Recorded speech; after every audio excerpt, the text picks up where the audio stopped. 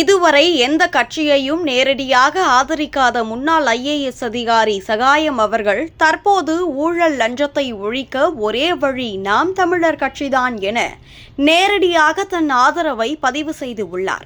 அதிமுகவாக இருந்தாலும் சரி, திமுகவாக இருந்தாலும் அவர்களும் லஞ்சத்துக்கு எதிராக பேசுகிறார்கள், ஊழலுக்கு எதிராக பேசுகிறார்கள். ஆனால் அவர்கள் வருகிற பொழுது அவர்கள் பேசியதை மறந்துவிட்டு இன்னும் வலுவாக வளர்த்திருக்கிறார்கள் என்பதுதான் தெரியவில்லை. திரு சீமான் அவர்கள் பேசியதை நாம் வரவேற்போம்.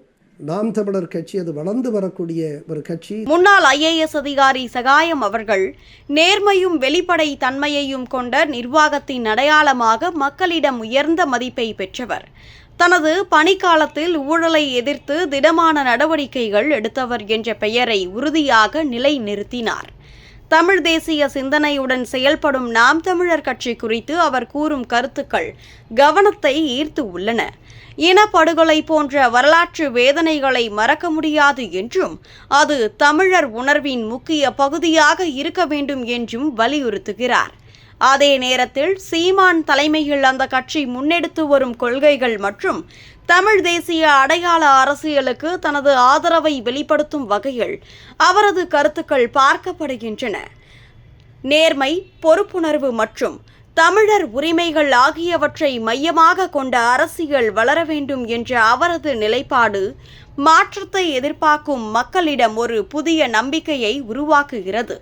இந்த நிலையில் ஊழலை முழுமையாக ஒழிக்க வலுவான மாற்று அரசியல் தேவை என்பதையும் அதற்கான ஒரே வழி நாம் தமிழர் கட்சியின் கொள்கைகளில் இருப்பதாகவும் அவர் கூறியிருப்பது முக்கியமான திருப்பமாக பார்க்கப்படுகிறது.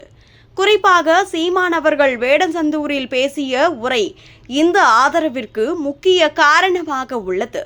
அந்த உரையில் ஊழல் என்பது தனிப்பட்ட தவறு அல்ல, அது ஒரு அமைப்பு சார்ந்த பிரச்சனை என்றும் அதை ஒழிக்க முழுமையான அரசியல் மாற்றமே தீர்வு என்றும் அவர் வலியுறுத்தியுள்ளார்.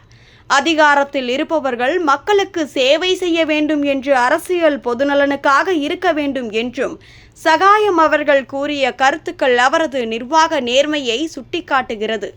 இந்த ஆதரவு அறிவிப்பின் மூலம் வெளிப்படும் முக்கிய அம்சங்களில் ஒன்று ஊழல் ஒழிப்பு என்பது தேர்தல் வாக்குறுதி மட்டுமல்ல, நடைமுறையில் அமல்படுத்த வேண்டிய கட்டாயம்.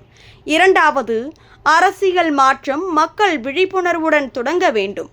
மூன்றாவது, வெளிப்படையான மற்றும் பொறுப்பான ஆட்சி அமைப்பை உருவாக்க வேண்டும்.